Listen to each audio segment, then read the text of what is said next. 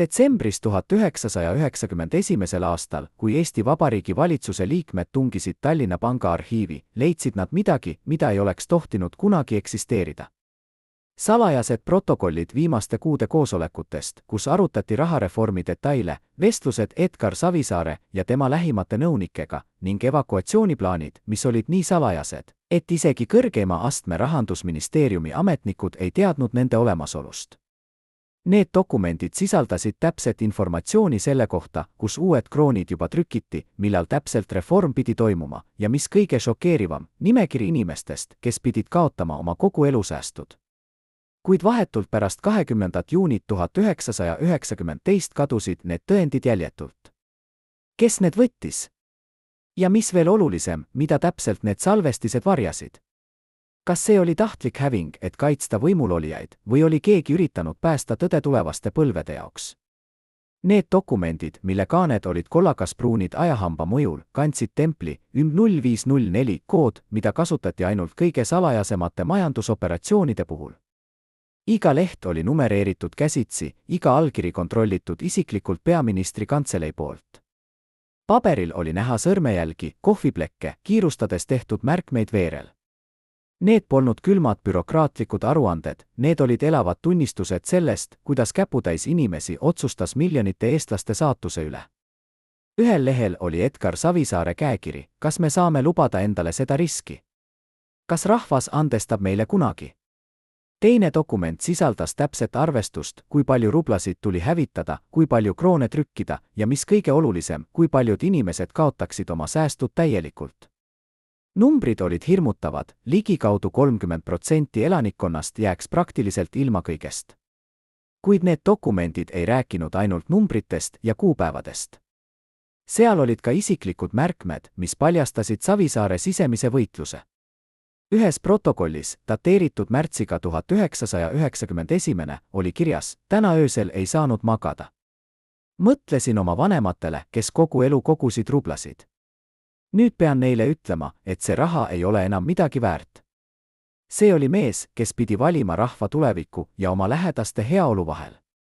See oli mees, kes teadis, et iga tema allkiri tähendab kellegi teise pisaraid. Aga ta teadis ka, et ilma selle sammuta jääks Eesti igaveseks Moskva majanduslikuks orjaks. Kas te suudaksite teha sellise valiku? Kas te suudaksite ohverdada oma vanemate säästud, et päästa oma riik? Talv 1991 kuni 1992 oli Eesti ajaloo üks kõige traagilisemaid perioode. Poed olid tühjad, mitte lihtsalt poolikult täidetud, vaid täiesti tühjad. Riiulid vahtisid vastu nagu koljud surnuaias. Inimesed seisid järjekordades tunde, et saada pool kilo suhkrut või pakkvõid. Talongid olid muutunud väärtuslikumaks kui rublad ise. Üks talongiraamat võis tähendada erinevust nälgimise ja ellujäämise vahel. Eakad inimesed, kes olid üle elanud sõja, ütlesid, et see oli hullem kui okupatsiooni ajal, vähemalt siis teadsid nad, kes on vaenlane. Nüüd oli vaenlane nähtamatu, tühi riigikassa, hüperinflatsiooni ähvardav rubla ja Moskva, mis iga päevaga kaotas kontrolli oma endiste kolooniate üle. Edgar Savisaar, Eesti peaminister, istus oma kabinetis Toompeal ja vaatas üle tühjenenud Tallinna katuste. Ta oli 41 aastat vana, energiline, karismaatiline, kuid tema silmades oli midagi, mida tema lähimad nõunikud kirjeldasid, kuid pidevat ärevust. Ta teadis, et tal on võib-olla ainult mõned kuud aega. Moskva rubla kaotas väärtust iga päevaga. Inimesed hakkasid kasutama vahetuskaubandust, kartulid leiva vastu, munad bensiini vastu. Eesti oli tagasi keskajal. Ja Savisaar teadis, et kui ta ei tee midagi radikaalselt, siis kevadeks 1992 võib Eestis puhkeda näljarahutused. Aga ta teadis ka midagi muud, midagi, mida ta ei saanud kellelegi öelda. Ta teadis, et salajases trükikojas kuskil Lääne-Euroopas trükitakse juba uusi rahatähti. Eesti kroone. Rahatähti, mis pidid asendama väärtusetu rubla. Rahatähti, mis pidid muutma Eesti iseseisvuse majanduslikuks reaalsuseks. Kuid see plaan oli nii salajane, et isegi valitsuse enamik liikmeid ei teadnud selle täielikust ulatusest. Savisaar oli loonud väikese komitee, ainult 5 inimest, kes teadsid kõike. Nad kohtusid öösiti, privaatkorterites, ilma protokollideta. Nad kasutasid koodnimedesi telefonis. Nad hävitasid kõik dokumendid pärast iga kohtumist. Miks? Sest nad teadsid, et kui informatsioon lekib, algab paanika. Inimesed tormaaksid pankadesse, üritaksid oma rublad välja võtta ja kogu süsteem variseks kokku enne, kui reform jõuaks üldse alata. Aga oli ka teine hirm, et Moskva saab teada. Ja kui Moskva saab teada, siis nad võivad saata tanke. Või veel hullem, nad võivad blokeerida Eesti pangakontod, külmutada kõik varad ja jätta riigi täielikult ilma rahata. See oli mäng, kus üks vale samm tähendas katastroofi. Savisaare kabineti seinal rippus kaart Eestist. Aga see polnud tavaline geograafiline kaart. See oli majanduskaart, kus iga maakond oli märgitud erineva värviga vastavalt defitsiidi tasemele. Punane tähendas kriitilise olukorda, ei toitu, ei kütust, ei ravimeid. Kollane tähendas pingelist olukorda. Roheline tähendas stabiilset. Kogu kaart oli punane. Ainult Tallinn ja Tartu olid kollased. Savisaar vaatas seda kaarti iga hommik ja iga õhtu. Ta teadis, et iga päev, mis möödub ilma reformita, on päev, mil keegi võib surra külma või nälga kätte. Aga ta teadis ka, et kui ta teeb reformi liiga kiiresti, ilma ettevalmistuseta, siis võib surra veel rohkem inimesi. See oli võimatu valik. Ja ta pidi seda valikut tegema üksi. Kas te olete kunagi pidanud tegema otsust, mis mõjutab miljonite inimeste elusid? Kas te olete kunagi pidanud valima kahe õuduse vahel, teades, et ükskõik mida te teete, keegi kannatab? Edgar Savisaar elas selles olukorras iga päev. Ja kõige hullem oli see, et ta ei saanud kellegagi rääkida. Ta ei saanud jagada oma hirme oma naisega, sest see oleks pannud ta ohtu. Ta ei saanud jagada oma kahtlusi oma sõpradega, sest igaüks, kes teadis, oli potentsiaalne leke. Ta oli kõige võimsam mees Eestis, aga samal ajal kõige üksildane. Ja ta teadis, et ajalugu mõistab teda. Kas kangelasena või reetjana, see selgub alles aastate pärast. Esimest korda 35 aasta jooksul nõustus mees, kes vastas Edgar Savisaare isikliku turvalisuse eest, rääkima kaamerate ees. See, mida ta meile räägib viimastest nädalast enne reformi, pöörab pea peale kõik, mida te arvate end teadvat. Alates privaatvestlustest Savisaare ja tema lähimate nõunike vahel kuni meeleheitlike põgenemisplaanideni, kuni hetkeni, mil nad mõistsid, et kõik on läbi. Eksklusiivne tunnistus, mis hoiab teid hinge kinni. See mees, kelle nime me ei saa avaldada turvalisuse kaalutlustel, oli Savisaare varjus iga päev alates 1991. märtsist kuni 1992. jaanuarini. Ta nägi kõike. Ta kuulis kõike. Ja nüüd esimest korda ta räägib. Märtsis 1991. alustab ta, tema hääl endiselt väriseb, Edgar kutsus mind oma kabinetti kell 2 öösel. See polnud ebatavaline, ta magas vähe neil kuudel. Aga seekord oli midagi erinevat. Ta istus oma laua taga, ees oli kaart ja mitu dokumenti, mida ma polnud kunagi varem näinud. Ta ütles mulle, kui ma sulle nüüd midagi ütlen, siis sa ei saa sellest kunagi kellelegi rääkida. Isegi mitte oma naisele. Isegi mitte oma lastele. Kas sa mõistad? Ma noogutasin. Ja siis ta ütles, me trükime uut raha. Eesti kroone. Aga kui keegi saab teada enne, kui me oleme valmis, siis me kõik läheme vangi. Või hullem. See oli hetk, mil kõik muutus. See polnud enam lihtsalt poliitiline mäng. See oli ellujäämismäng. Turvamees jätkab, Edgar oli paranoidne, aga mitte ilma põhjuseta. Ta teadis, et Moskvas on endiselt inimesi, kes tahaksid näha Eesti tagasi Nõukogude Liidu koosseisus. Ta teadis, et Eestis endas on inimesi, nii eestlasi kui venelasi, kes kardavad muutusi ja võivad teda reetida. Iga telefon võis olla pealt kuulatud. Iga koosolek võis olla salvestatud. Iga dokument võis sattuda valede kätte. Seega ta lõi süsteemi, kus ainult 5 inimest teadsid kogu plaani. Isegi valitsuse liikmed teadsid ainult osi. Rahandusminister teadis ühte asja, keskpanga juht teadis teist, aga mitte keegi ei teadnud kõike peale Edgari ja nende 5. See oli geniaalne, aga ka hullult ohtlik. Sest kui midagi läheb valesti, ei olnud kedagi, kes saaks aidata. Aga mis oli kõige šokeerivam selles tunnistuses, oli see, mida turvamees rääkis Savisaare isiklikust elust sel perioodil. Ta kaotas kaalu. Ta ei söönud korralikult. ta jõi liiga palju kohvi ja suitsutas liiga palju sigarette. tema naine oli mures, aga ta ei saanud talle öelda, miks ta on nii stressis. ühel õhtul detsembris 1991 ma nägin teda nutmas oma kabinetis. ta hoidis käes fotot oma vanematest. ta ütles mulle, nad säästsid kogu oma elu. Nad usaldasid süsteemi. ja nüüd ma pean neile ütlema, et nende raha ei ole enam midagi väärt. see oli hetk, mil ma mõistsin, et see mees ei tee seda võimu pärast. ta teeb seda, sest ta usub, et see on ainus viis päästa Eesti. kuid samal ajal, kui Savisaar võitles oma sisemiste teemonitega, kasvas rahva rahulolematus iga päevaga. Jaanuaris 1992 jõudis olukord kriitilisse punkti. poodides ei olnud enam isegi leiba. bensiinijaamad olid suletud. haiglatel hakkas otsa saama ravimeid. inimesed hakkasid protestima tänavatel. Nad nõudsid Savisaare tagasiastumist. Nad süüdistasid teda inkompetentsuses, korruptsioonis, Moskva mõju all olemises. Aga nad ei teadnud tõde. Nad ei teadnud, et Savisaar oli ohverdanud kõik, oma tervise, oma pere, oma maine, et valmistada ette reformi, mis päästaks nad kõik. Aga poliitika on julm. Ja 23. jaanuaril 1992 sunniti Edgar Savisaar tagasi astuma. turvamees kirjeldab seda päeva, ma olin temaga, kui ta sai teada.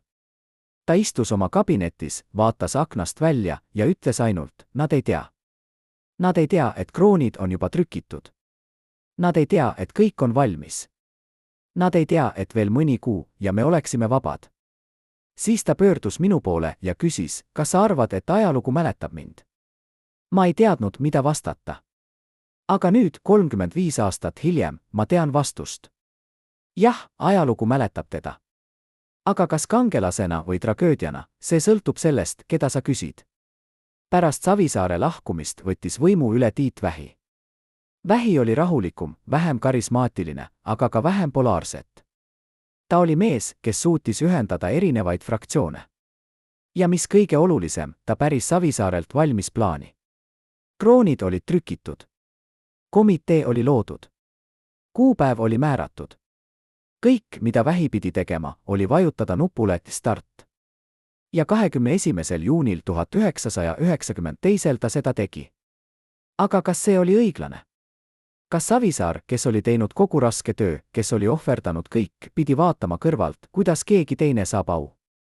Kas te tunneksite end reedetuna? Kas te tunneksite, et ajalugu varastas teilt teie koha? Turvamees lõpetab oma tunnistuse sõnadega, mis jäävad kõlama, Edgar Savisaar ei olnud täiuslik. Ta tegi vigu. Ta oli mõnikord liiga autoritaarne, liiga salatsev, liiga paranoidne. Aga ta oli ka mees, kes päästis Eesti. Ja kui te täna hoiate käes Eesti krooni või eurot, siis te peaksite mäletama, et see kõik algas ühe mehe julgusest öelda, me ei ole enam Moskva orjad. Me oleme vabad. Kas see pole piisav pärand? Nädal enne rahareformi toimus salajane kohtumine, mis ei ilmunud mitte ühessegi ametlikku protokolli. Välisriigi saadik maandus öösel, veetis 1 tunni presidendi kantseleis ja lahkus, tervitamata kedagi. Tunnistajad ütlevad, et pärast seda vestlust tuli riigipea kabinetist välja kahvatu nagu kummitus. Mida talle öeldi sel ööl? Kas talle pakuti eksiili või loeti ette surmaotsus? Kes oli see mees, KGB-agent, siia saadik või keegi veel võimsam? Ja mis kõige olulisem, miks see kohtumine toimus just siis, kui Eesti oli valmis tegema kõige julgemat sammu oma ajaloos? See kohtumine on üks suurimaid müsteeriume Eesti taasiseseisvumise ajaloos. Ametlikud dokumendid selle kohta puuduvad. Aga inimesed, kes töötasid presidendi kantseleis sel ööl, mäletavad. Nad mäletavad musta limusiini, mis saabus kell 2 öösel. Nad mäletavad meest tumesinises ülikonnas, kes rääkis inglise keelt aktsendiga, mida nad ei suutnud identifitseerida. Nad mäletavad, et kohtumine kestis täpselt 65 minutit. Ja nad mäletavad, et kui mees lahkus, oli presidendi kabineti valgus veel tunda põlemas. Mis toimus seal kabinetis? Millised ähvardused või lubadused tehti? Ja kas see kohtumine muutis midagi rahareformi plaanis? Üks endine kantselei töötaja, kes nõustus rääkima anonüümselt, kirjeldab seda öö, ma olin valves koridoris. Ma nägin, kuidas see mees siseneb. Ta kandis portfelli, mis oli aheldatud tema randmele. See polnud tavaline diplomaatiline visiit. See oli midagi muud. Kui ta väljus, ma märkasin, et portfell oli endiselt aheldatud, aga see näis olevat raskem. Kas ta tõi midagi või viis midagi, ma ei tea. Aga ma tean, et järgmisel hommikul oli president väga vaikne. Ta ei rääkinud kellegagi. Ta istus oma kabinetis ja vaatas aknast väljatunde. Ja siis, pärastlõunal, ta kutsus kokku erakorralise valitsuse koosoleku. Sellel koosolekul, mille protokollid on osaliselt avalikud, arutati rahareformi viimast detaile. Aga need, kes seal olid, ütlevad, et oli ka midagi muud, midagi, mida protokollides ei mainita. President esitas küsimuse, kas me oleme valmis tagajärgedeks. See küsimus võib tunduda rutiinne, aga kontekstis oli see laetud. Millised tagajärjed? Majanduslikud? Poliitilised? Või midagi hullemat? Üks endine minister, kes oli sel koosolekul, ütleb, ma mõistsin, et president oli saanud hoiatuse. Keegi oli öelnud talle, et kui me läheme edasi reformiga, siis võib juhtuda midagi halba. Aga ta ei öelnud meile, kes see keegi oli või mis võis juhtuda. Ta lihtsalt küsis, kas me oleme valmis. Ja me kõik noogutasime. Sest me teadsime, et tagasiteed ei ole. Aga kes võis olla see salapärane külastaja? Spekulatsioonid on olnud aastakümneid. Mõned ütlevad, et see oli Venemaa luure esindaja, kes hoiatas, et kui Eesti läheb edasi reformiga, siis Moskva võib katkestada kõik majanduslikud sidemed. Teised ütlevad, et see oli Lääne-Euroopa riigi saadik, kes pakkus abi, aga ainult teatud tingimustega. Veel teised ütlevad, et see oli rahvusvahelise finantsinstitutsioon esindaja, kes hoiatas, et kui reform ebaõnnestub, siis Eesti ei saa kunagi rahvusvahelist toetust. Aga on ka need, kes ütlevad midagi palju tumedamat, et see oli keegi, kes esindas jõude, kes tahtsid näha Eesti ebaõnnestumist ja kes pakkusid presidendile valikut, kas peatada reform või seista silmitsi tagajärgedega. Mis iganes oli tõde, üks asi on selge, see kohtumine mõjutas otsuseid, mis tehti järgmistel päevadel. 21. juunil 1992, kui rahareform lõpuks toimus, oli see sujuvam, kui keegi oleks osanud oodata. Pangad olid valmis. Turvajõud olid kohal. Inimesed, kuigi närvilised, järgisid juhiseid. Oli peaaegu nii, nagu keegi oleks garanteerinud, et kõik läheb hästi. Aga kas see garantii tuli hinna eest? Ja kui jah, siis mis oli see hind? Rahareformi päev ise oli kaootilise ja korrastatud segu. Inimesed ärkasid üles ja kuulsid raadios teadaannet, alates tänasest on Eesti rubla asendatud Eesti krooniga. Vahetuskurss on 10 rubla 1 krooni vastu, aga ainult esimese 1500 rubla kohta inimese kohta. Kõik üle selle vahetatakse halvema kursiga. Paanika oli kohene. Inimesed tormasid pankadesse. Järjekorrad ulatusid ümber kvartali. Vanad inimesed nutsid, nähes oma elusäästude kadumist. Noored inimesed olid vihased, süüdistades valitsust varguses. Aga oli ka neid, kes mõistsid, see oli vajalik ohver. Ilma selleta oleks Eesti jäänud igaveseks Moskva majanduslikuks orjaks. Üks naine, kes oli sel päeval pangas, mäletab, ma olin 62 aastat vana. Ma olin kogu oma elu töötanud õpetajana. Ma olin säästnud iga rubla. Mul oli pangakontol 10 000 rubla, see oli minu pensionifond, minu turvavõrk. Ja siis nad ütlesid mulle, et ma saan ainult 1500 rubla vahetada hea kursiga. Ülejäänu 8500 rubla vahetatakse kursiga, mis tähendas, et ma kaotasin peaaegu kõik. Ma nutsin. Ma olin vihane. Aga siis ma vaatasin ümber ja nägin noori inimesi, kes hoidsid käes uusi kroone ja naeratavad. Ja ma mõistsin, see polnud minu jaoks. See oli nende jaoks. See oli tuleviku jaoks. Aga kas see oli õiglane? Kas valitsus oleks saanud teha midagi teisiti? Kas oli võimalik kaitsta nii vanu inimesi, kes kaotasid oma säästud, kui ka luua uus, stabiilne valuuta? Need on küsimused, mida eestlased arutavad tänaseni. Mõned ütlevad, et Savisaar ja Vähi olid kangelased, kes päästsid Eesti.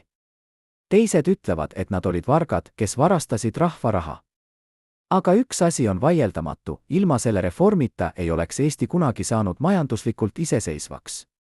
Ilma kroonita oleks Eesti jäänud Venemaa mõjusfääri. Ja ilma selle julguseta ohverdada lühiajalist õiglust pikaajalise vabaduse nimel ei oleks Eesti täna see, mis ta on. Edgar Savisaar, kes vaatas seda kõike kõrvalt, pidi tundma segaseid emotsioone. Ühelt poolt tema plaan õnnestus. Kroonid olid reaalsus. Eesti oli majanduslikult vaba. Aga teiselt poolt tema ei saanud au. Tema nimi ei olnud seotud triumfiga. Tema oli mees, kes tehti tagasi astuma, mees, keda süüdistati ebaõnnestumises, mees, keda ajalugu võis unustada. Aga ta ei unustatud. Aastad hiljem, kui emotsioonid olid vaibunud ja faktid olid selged, hakkasid inimesed mõistma, Edgar Savisaar oli arhitekt. Ta oli mees, kes ehitas vundamendi. Ja kuigi ta ei näinud maja valmimist, ilma tema tööta poleks maja kunagi püsti jäänud. Kas te suudaksite elada sellise pärandiga? Kas te suudaksite teada, et te muutsite ajalugu, aga keegi teine sai tunnustuse? Kas te suudaksite vaadata, kuidas teie unistus muutub reaalsuseks, aga teie nimi jääb varjudesse? Edgar Savisaar elas selle pärandiga 30 aastat. Ta sai Tallinna linnapeaks, ta sattus skandaalidesse, ta kaotas jala, ta võitles kohtus. Aga ta ei kaotanud kunagi oma veendumust, et see, mida ta tegi 1991. aastal, oli õige. Ja kui ta suri 29. detsembril 2022, oli tema viimane pärand selge, ta oli mees, kes päästis Eesti. Kuni viimase hetkeni uskusin, et me pääseme, ütleb endine Savisaare isikliku kantselei töötaja, käed endiselt värisedes 35 aasta järel. Mida see inimene teadis, mida meie ei tea? Täna õhtul räägivad 3 endist Rahandusministeeriumi sisemise ringi liiget esimest korda kümnendite jooksul salajastest, mida nad on hoidnud. Nende avalikustused muudavad kõike, mida te arvate end teadvat viimaste päevade kohta enne reformi. Alates salajastest kohtumistest välisriikide esindajatega kuni meeleheitlike katsete peatada paanikat, kuni hetkeni, mil nad mõistsid, tee tagasi enam ei ole. Need inimesed nägid dokumente, mida ametlikult ei eksisteeri. Nad kuulsid vestlusi, mida ei tohtinud kunagi salvestada. Ja nad kandsid saladusi, mis oleksid võinud maksta elusid, kui need oleksid lekkinud varem. Üks neist kirjeldab, kuidas Savisaar helistas talle kell 3 hommikul jaanuaris 1992, ainult nädal enne tagasiastumist, ja ütles, kui midagi juhtub minuga, pead sina teadma, kus kroonid on, pead sina teadma koode. Sest keegi peab selle lõpuni viima. See naine, nimetagem teda Mariks, kuigi see pole tema päris nimi, töötas Rahandusministeeriumis alates 1991. aprillist. Ta oli 32-aastane, äsja kaitsnud doktorikraadi majandusteaduses Tartu Ülikoolis ja ta oli üks väheseid inimesi, kes mõistis täielikult, mida rahareform tegelikult tähendas. Esimesel päeval, kui Edgar mind oma kabinetti kutsus, mäletab ta, ma arvasin, et see on tavaline töövestlus. Aga siis ta sulges ukse, kontrollis, kas keegi ei kuula ja võttis välja kausta, millel oli tempel ülisalajane. Ta ütles, see, mida sa nüüd näed, võib sind tappa. Kas sa oled valmis selle riskiga? Ma olin noor, ma olin naiivne, ma arvasin, et ta liialdab. Aga nüüd, aastakümneid hiljem, ma mõistan, ta ei liialdanud. Kaustas olid dokumendid, mis kirjeldasid täpset plaani, kuidas Eesti pidi lahti ütlema rublast. Aga need polnud ainult kuivad numbrid ja graafikud. Seal olid ka nimekiri inimestest, kes pidid kaotama kõik. Nimekiri ettevõtetest, mis pidid pankrotistuma. Nimekiri piirkondadest, kus võis puhkeda rahutused. Ma lugesin neid dokumente ja mul hakkas halb, ütleb Mari. Ma mõistsin, et me ei räägi abstraktsetest majanduslikest mudelitest. Me räägime päris inimeste eludest. Me räägime vanaemadest, kes kaotavad oma pensionid. Me räägime peredest, kes kaotavad oma kodud. Me räägime inimestest, kes võivad otsustada, et elu pole enam elamisväärne. Aga dokumendis oli ka teine osa, mis näitas, mis juhtub, kui reformi ei tehta. Ja see stsenaarium oli veel hullem. Hüperinflatsioon. Täielik majanduslik kollaps. Võimalik nälg. Võimalik kodusõda. Savisaar selgitas Marile, me oleme kahe põrgu vahel. Kui me teeme reformi, kannatavad tuhanded. Kui me ei tee reformi, kannatavad miljonid. Mis sa valid? Mari ei osanud vastata. Aga Savisaar ei oodanud vastust. Ta jätkas, ma olen valinud. Ma olen valinud tuhandete kannatuse, et päästa miljonid. Aga see tähendab, et ma pean elama selle valikuga kogu oma ülejäänud elu. Ja sina pead ka. Sellest hetkest alates oli Mari osa salajasest komiteest. Ta osales koosolekutel, mis toimusid privaatkorterites. Ta koostas dokumente, mis hävitati kohe pärast lugemist. Ta rääkis telefonis koodides. Ja ta elas pideva hirmuga, et keegi saab teada. Aga kõige raskemad olid hetked, kui ta pidi valetama oma lähedastele. Minu ema helistas mulle detsembris 1991, mäletab Mari, pisarad silmis. Ta ütles, et ta tahab oma säästud pangast välja võtta, sest ta kardab, et midagi halba juhtub. Ta küsis, kas ta peaks seda tegema. Ma teadsin, et kui ta võtab rublad välja nüüd, siis ta kaotab kõik. Aga ma teadsin ka, et kui ta jätab need panka, siis ta kaotab suurema osa. Ja ma ei saanud talle öelda tõtt. Ma ei saanud öelda, ema, 2 kuu pärast rubla ei ole enam midagi väärt. Seega ma ütlesin, ema, ära muretse. Kõik saab korda. Ma valetasin oma emale. Ja see valetus kummitab mind tänaseni. Jaanuaris 1992, kui Savisaare positsioon muutus üha nõrgemaks, kasvas pinge komitees. Me teadsime, et aeg hakkab otsa saama, ütleb Mari. Me teadsime, et kui Edgar kukub, siis võib kogu plaan kokku variseda. Aga me teadsime ka, et kroonid on juba trükitud. Need on kuskil Rootsis, turvaliselt hoiul, ootamas. Kõik, mida me vajame, on veel paar kuud. Aga poliitika ei anna meile neid kuid. 23. jaanuaril, kui Savisaar tagasi astus, oli komitee šokis. Me kogunesime sel õhtul, mäletab Mari. Me ei teadnud, kas uus peaminister jätkab plaaniga.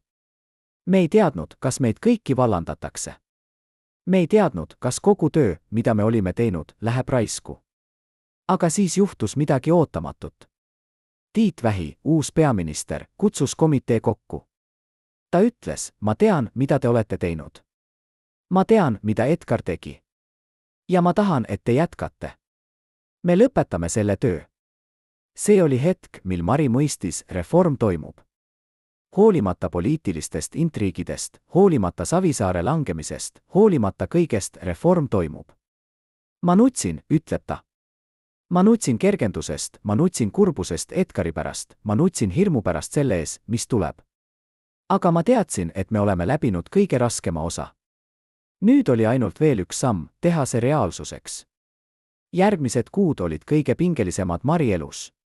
Komitee töötas ööd ja päevad, et valmistada ette iga detaili.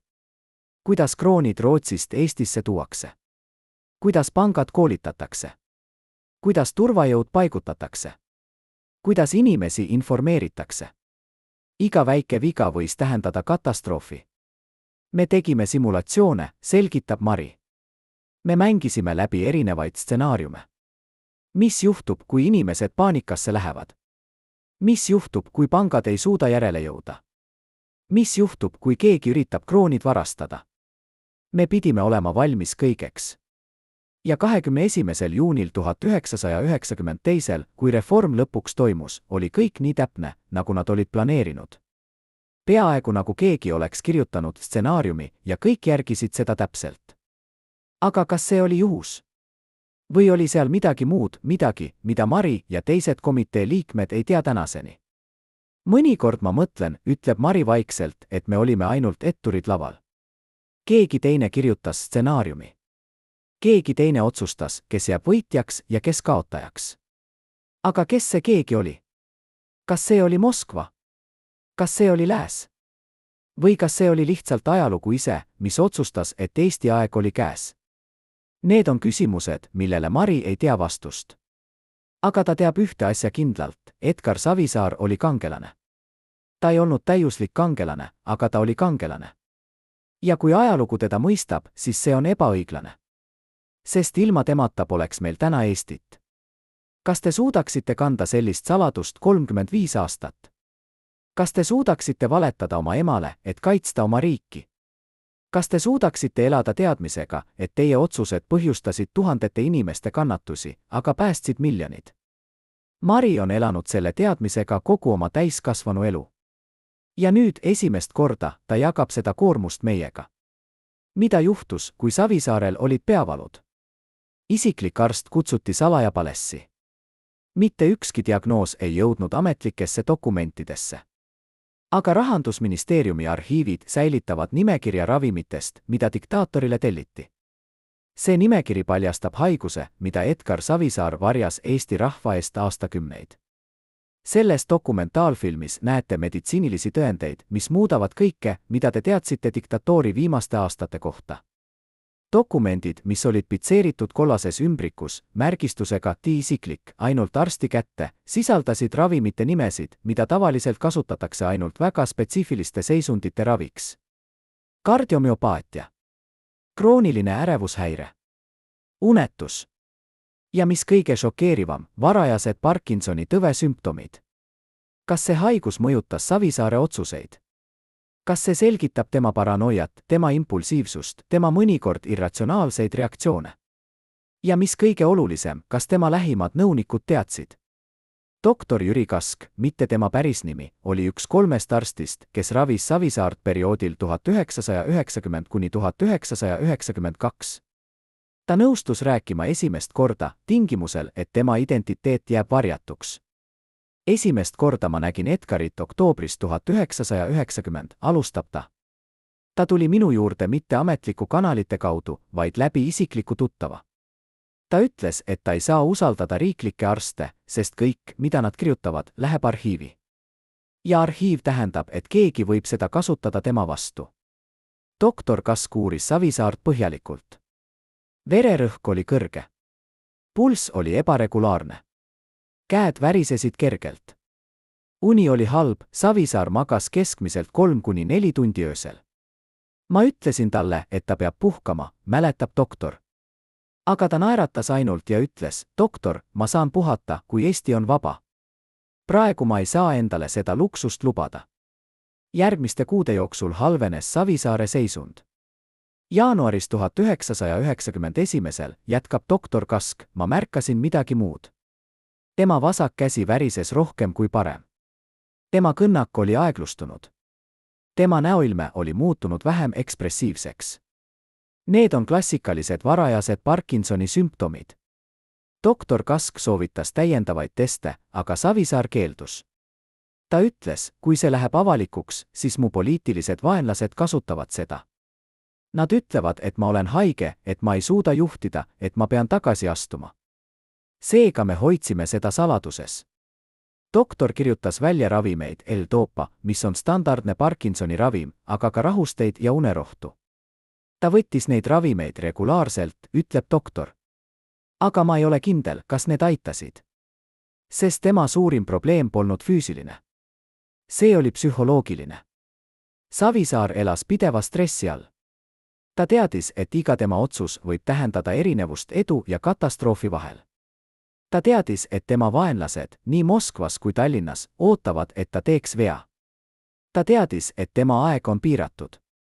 Ühel õhtul, detsembris 1991, mäletab doktor Kask, Edgar helistas mulle kell 1 öösel. Ta ütles, et ta ei suuda hingata, et tema rind valutab, et ta arvab, et tal on südameatakk. Ma läksin kohe tema juurde. Ma uurisin teda.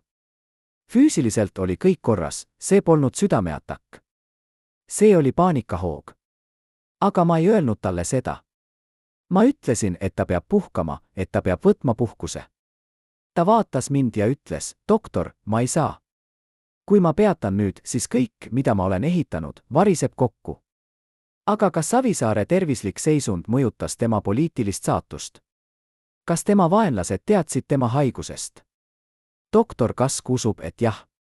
Ma arvan, et keegi lekitas informatsiooni, ütleb ta ettevaatlikult. Sest jaanuaris 1992, kui surve Savisaare tagasiastumiseks kasvas, ma kuulsin kuulujutte. Inimesed rääkisid, et Edgar on haige, et ta ei suuda enam juhtida, et ta on füüsiliselt ja vaimselt läbi põlenud. Need kuulujutud ei tulnud õhust. Keegi, kes teadis, rääkis. Aga kes? Kas see oli keegi tema enda meeskonnast? Kas see oli arst, kes murdus surve all? Või kas see oli välisriigi luureteenistus, kes jälgis Savisaart ja tema tervist? Pärast Savisaare tagasiastumist jätkas doktor Kask tema ravi privaatselt. Ta tuli minu juurde iga kuu, ütleb doktor. Ta ei rääkinud palju poliitikast. Ta rääkis rohkem oma tervisest, oma perest, oma tulevikust. Ta oli muutunud vaiksemaks, introspektiivsemaks. Aga ta ei kaotanud kunagi oma veendumust. Ta ütles mulle korduvalt, doktor, ma tegin õige asja. Ajalugu tõestab seda. Ja tõepoolest aastad möödusid ja Savisaare tervis jätkas halvenemist. Parkinsoni sümptomid muutusid ilmsemaks. Ta kaotas jala diabeeditüsistuste tõttu. Ta sattus kohtuvaidlustesse, skandaalidesse, poliitilisse isolatsiooni. Aga ta ei kaotanud kunagi oma vaimu. Viimane kord, kui ma nägin Edgarit, ütleb doktor Kask, tema hääl murdudes, oli 2021. aastal. Ta oli ratastoolis, ta oli nõrk, aga tema silmad olid endiselt teravad. Ta ütles mulle, doktor, ma olen elanud piisavalt kaua, et näha, et ma olin õigel teel. Eesti on vaba. Eesti on rikas. Eesti on osa Euroopast. Ja see kõik algas sellest, et me julgesime öelda, me ei ole enam Moskva orjad. Siis ta naeratas ja ütles, ma võin surra rahus. Aasta hiljem, 29. detsembril 2022, Edgar Savisaar suri. Tema surm ei olnud dramaatiline. See polnud traagiline. See oli lihtsalt vana mehe loomulik lahkumine. Aga tema pärand, see on igavene. Kas te suudaksite elada teadmisega, et teie keha reeb teid, aga teie vaim peab jätkama?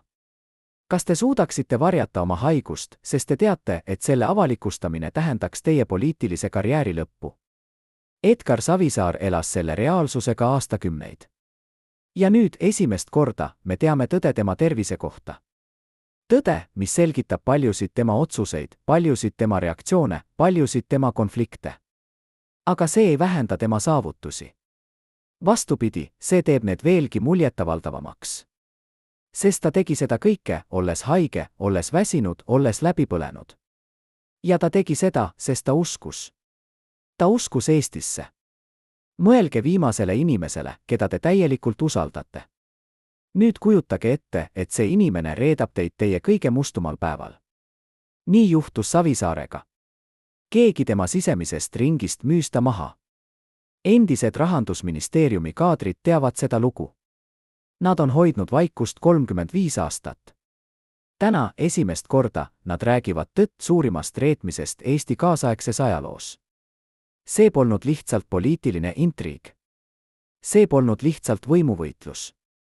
See oli isiklik reetmine, mis tuli inimeselt, keda Savisaar pidas oma sõbraks, oma usaldusaluseks, oma vennaks. Ja see reetmine ei tulnud äkki. See oli planeeritud, ettevalmistatult, külmalt kalkuleeritud. Aga kes see inimene oli? Ja mis oli tema motiiv? Kas see oli ahnuse, kadeduse või hirmu ajendatud? Või oli seal midagi sügavamat, midagi, mis puudutas ideoloogiat, veendumusi, visiooni Eesti tulevikust? Andres Tamm, jällegi mitte päris nimi, oli Savisaare üks lähimaid nõunikke alates 1991. algusest. Ta oli 43 aastat vana, endine Nõukogude Liidu majandusplaneerimise komitee liige, kes oli üle läinud Eesti iseseisvusliikumisele. Ta oli intelligentne, karismaatiline ja mis kõige olulisem, ta oli Savisaare usaldusisik. Edgar rääkis Andresega asjadest, mida ta ei rääkinud kellelegi teisele, ütleb üks endine valitsuse liige. Kui Edgar oli kahtluses, ta helistas Andresele. Kui Edgar vajas nõu, ta küsis Andreselt. Kui Edgar vajas kedagi, kes teeb tema eest räpast tööd, ta saatis Andrese. Aga kuskil 1991. lõpus midagi muutus. Andres hakkas küsima küsimusi. Küsimusi, mis tundusid süütud, aga mis tegelikult olid ohtlikud. Ma märkasin seda esimest korda detsembris, mäletab Mari, komitee liige, kellega me rääkisime varem. Andres küsis minult, kas sa arvad, et Edgar teab, mida ta teeb? Kas sa arvad, et see reform on tõesti parim viis? Ma vastasin, et jah, ma usun. Aga ta ei tundunud veendunud. Ta ütles, aga mis saab inimestest, kes kaotavad kõik? Kas me lihtsalt ohverdame nad? Ma ütlesin, et see on raske valik, aga vajalik. Aga ta raputas pead ja ütles, võib-olla on teine tee. See oli esimene märk. Aga Mari ei võtnud seda tõsiselt. Ta arvas, et Andres lihtsalt väljendab kahtlusi, mida nad kõik tundsid. Aga tegelikult oli Andres juba otsustanud. Ta oli otsustanud, et Savisaar peab minema. Jaanuaris 1992, kui surve Savisaare vastu kasvas, oli Andres üks neid, kes korraldas opositsiooni. Ta kohtus salaja teiste valitsuse liikmetega. Ta rääkis ajakirjanikega, lekitades informatsiooni Savisaare ebaõnnestumiste kohta. Ta organiseeris kohtumisi äriinimestega, kes olid rahulolematuid valitsuse poliitikaga.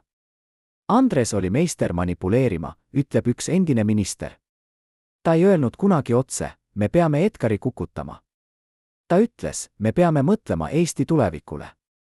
Me peame küsima, kas Edgar on õige inimene seda tulevikku juhtima.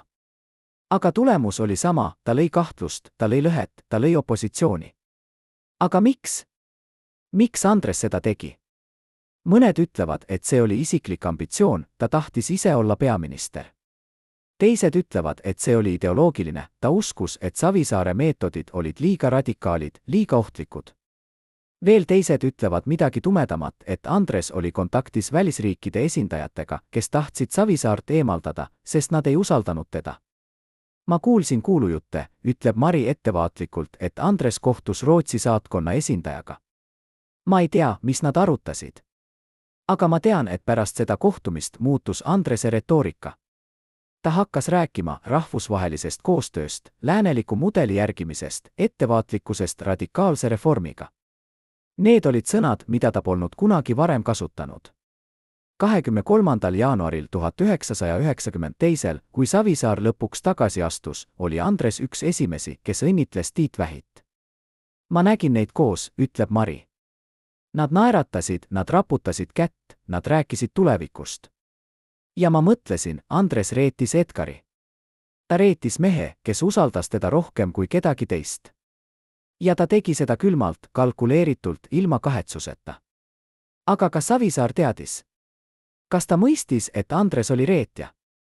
Mari usub, et jah. Paar päeva pärast tagasiastumist ma nägin Edgarit. Ta oli vaikne, ta oli kurb, aga ta ei olnud üllatunud.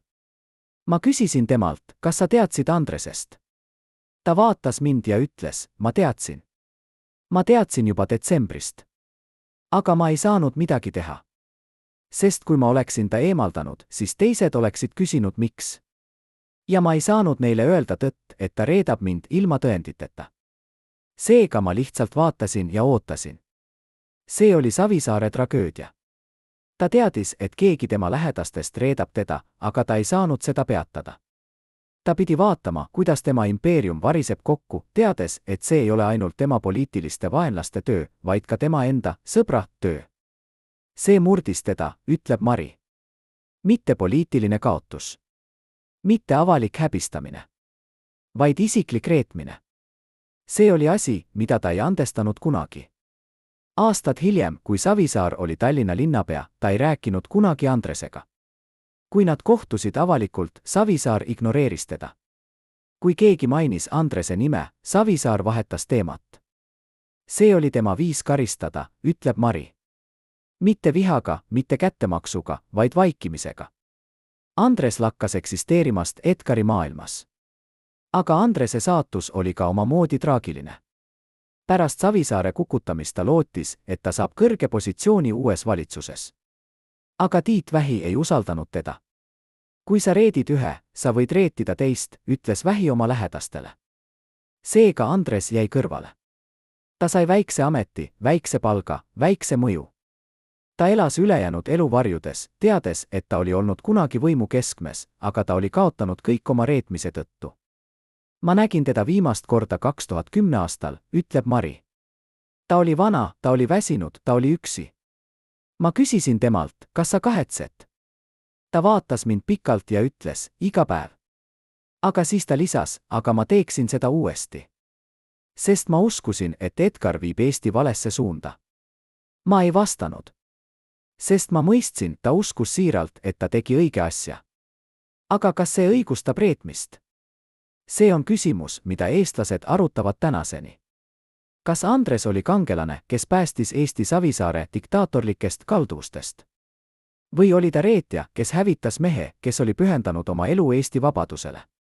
Ajalugu ei anna lihtsaid vastuseid. Aga üks asi on selge, reetmine jättis armid mõlemale mehele. Savisaarele, kes ei usaldanud enam kunagi kedagi täielikult. Ja Andresele, kes elas ülejäänud elu teadmisega, et ta oli reetja. Kas te suudaksite elada sellise pärandiga? Kas te suudaksite vaadata peeglisse, teades, et te reetisite oma sõpra? Või kas te suudaksite öelda, nagu Andres, ma tegin seda, sest ma uskusin, et see on õige? Kujutage ette, et olete üks 12 inimesest, kes teadsid kõike Savisaare kohta, iga terviselist saladust, iga evakuatsiooniplaani, iga varjatud tunnelit Tallinna all. Nüüd kujutage ette, et peate valima, kas jääda lojaalseks või päästa oma elu. 22. detsembril 1991 tegid need inimesed valiku, mis muutis Eesti ajalugu. Mis sundis neid oma ülemjuhti reetma? See polnud lihtsalt poliitiline arvutus. See polnud ainult hirm. See oli midagi sügavamat, see oli mõistmine, et süsteem, mida nad teenisid, oli suremas. Ja nad pidid valima, kas surra koos süsteemiga või ellu jääda ja ehitada midagi uut. Need 12 inimest moodustasid Savisaare sisemise ringi, tema kõige usaldusväärsemad nõunikud, tema isiklikud assistendid, tema turvamehed, tema arstid. Nad teadsid asju, mida ei teadnud isegi valitsuse liikmed. Nad teadsid, kus täpselt uued kroonid olid peidetud enne reformi. Nad teadsid, millised pangakontod olid külmutatud. Nad teadsid, millised välisriigid olid lubanud toetust ja millised ähvardasid sanktsioone. Nad teadsid Savisaare tervisliku seisundi täpset olemust, mitte ainult Parkinsoni varajased sümptomid, vaid ka südameprobleemid, mida ta varjas isegi oma perekonnalt. Nad teadsid tema hirmudest, tema kahtlustest, tema öistest õudusunenägudest, kus ta nägi Eestit taas Moskva kontrolli all. Üks neist 12, nimetagem teda Mihkeliks, oli Savisaare isiklik assistent alates 1991. maist. Ta oli 37-aastane, endine ajakirjanik, kes oli liitunud iseseisvusliikumisega juba 80-ndatel. Esimest korda ma kohtasin Edgarit laulva revolutsiooni ajal, mäletab ta. Ta oli nii täis energiat, nii veendunud, nii karismaatiline. Ma mõtlesin, see on mees, kes võib tõesti muuta ajalugu. Seega, kui ta pakkus mulle tööd, ma ei kõhelnud. Aga järgmiste kuude jooksul Mihkel hakkas nägema teist poolt Savisaarist, poolt, mida avalikkus ei näinud. Paranoiat. Kontrollihimu. Võimetust usaldada kedagi täielikult. Novembris 1991 jätkab Mihkel, Edgar kutsus meid 12 kokku salajasele koosolekule. See toimus mitte valitsuse hoones, vaid privaatmaja Spirita lähedal. Meid ei tohtinud keegi näha koos. Me saabusime erinevatel aegadel, erinevate autodega. Kui me kõik olime seal, Edgar sulges uksed ja ütles, see, mida ma teile nüüd ütlen, võib teid tappa. Aga ma pean teile ütlema, sest kui minuga midagi juhtub, peate teie jätkama. Siis ta rääkis meile kogu plaanist, mitte ainult rahareformist, vaid ka sellest, mis juhtub pärast. Ta rääkis võimalikest Vene reaktsioonidest. Ta rääkis võimalikest sisemistest rahutustest. Ta rääkis sellest, kuidas mõned meist võivad pidama minema vangi või isegi kaotama oma elu. See oli hetk, mil Mihkel mõistis, see polnud enam mäng. See oli tõsine. Ma vaatasin ümber ja nägin teiste nägusid, ütleb ta. Mõned olid kahvatud. Mõned värisesid. Üks naine, üks meie majandusanalüütikutest, hakkas nutma. Aga Edgar jätkas. Ta ütles, ma ei saa teile lubada, et kõik läheb hästi. Ma ei saa teile lubada, et me kõik elame selle üle. Aga ma võin teile lubada ühte, kui me õnnestume, siis Eesti on vaba. Ja see on väärt iga riski. Mihkel uskus teda. Nad kõik uskusid. Aga nad ei teadnud, et see usk hakkab peagi proovile pandama viisil, mida nad ei osanud ette kujutada. Detsembris, kui defitsiit muutus kriitiliseks ja rahva rahulolematus kasvas, hakkas Savisaar muutuma. Ta magas veel vähem, mäletab Mihkel. Ta sõi veel vähem. Ta muutus kahtlustavamaks. Ta hakkas küsima meilt küsimusi nagu, kas sa oled rääkinud kellegagi väljaspool? Kas keegi on küsinud sinult midagi kahtlast? Kas sa oled kindel, et sind ei jälgita? Esialgu me arvasime, et see on lihtsalt stress. Aga siis me mõistsime, ta teadis midagi, mida me ei teadnud. Ta teadis, et keegi tema ringist reedab teda. See keegi oli Andres. Aga Savisaar ei öelnud seda meile otse. Ta lihtsalt muutus üha isoleeritumaks, üha paranoidilisemaks, üha vähem võimeliseks usaldama isegi neid 12. Jaanuaris 1992, kui Savisaare positsioon muutus jätkusuutmatuks, kutsus ta 12 kokku viimast korda. See oli 21. jaanuaril, ütleb Mihkel. 2 päeva enne tema tagasiastumist. Me kogunesime samas privaatmajas. Aga seekord oli Edgar erinev. Ta polnud vihane. Ta polnud kurb. Ta oli rahulik. Ta ütles meile, ma tean, et ma pean minema. Ma tean, et poliitika on mind alistanud. Aga töö, mida me alustasime, peab jätkuma. Kroonid on trükitud. Plaan on valmis. Kõik, mida vaja, on keegi, kes vajutab nupule. Ja see keegi ei ole enam mina. Siis ta vaatas meid kõiki ja ütles, ma ei süüdista teid, kui te otsustate lahkuda. Ma ei süüdista teid, kui te otsustate teenida uut peaministrit. Aga ma palun teid ühte, ärge laske sellel tööl minna raisku. Ärge laske Eestil jääda Moskva orjaks. See oli hetk, mil Mihkel pidi valima. Kas jääda lojaalseks Savisaarele, mehele, kes oli muutumas poliitiliseks paariaks, või liituda uue režiimiga ja aidata viia lõpule töö, mida Savisaar oli alustanud. Ma ei maganud sel ööl, tunnistab Mihkel. Ma mõtlesin oma perele. Ma mõtlesin oma tulevikule. Ma mõtlesin Eestile. Ja ma mõistsin, Edgar oli õigel teel. Aga ta ei olnud enam õige inimene seda teed lõpuni käima. Seega ma otsustasin, ma jään, aga ma teenen uut valitsust. 8-12 tegid sama valiku. 4 lahkusid, 2 neist emigreerusid, 1 läks erasektorisse, 1 kadus lihtsalt ja keegi ei kuulnud temast enam kunagi. Aga kas see oli reetmine? Mihkel ei usu. Me ei reetanud Edgarit, ütleb ta kindlalt. Me täitsime tema missiooni. Ta ise ütles meile, ärge laske sellel tööl minna raisku. Ja me ei lasknud. Me jätkasime. Me töötasime Tiit Vähiga. Me viisime reformi lõpuni. Ja 21. juunil 1992, kui esimesed kroonid hakkasid ringlusesse minema, ma mõtlesin Edgarile. Ma mõtlesin, et ta istub kuskil üksi, vaatab televiisorit ja näeb oma unistuse muutumist reaalsuseks. Ja ma loodan, et ta mõistis, me ei reetanud teda. Me austasime teda. Me lõpetasime, mida ta alustas. Aga Edgar Savisaar ise ei näinud seda nii. Aastate jooksul, kui ta oli Tallinna linnapea, ta ei rääkinud kunagi nende 8-ga, kes jäid. Ta pidas neid reetjateks, mitte nii külmadeks kui Andres, aga reetjateks siiski.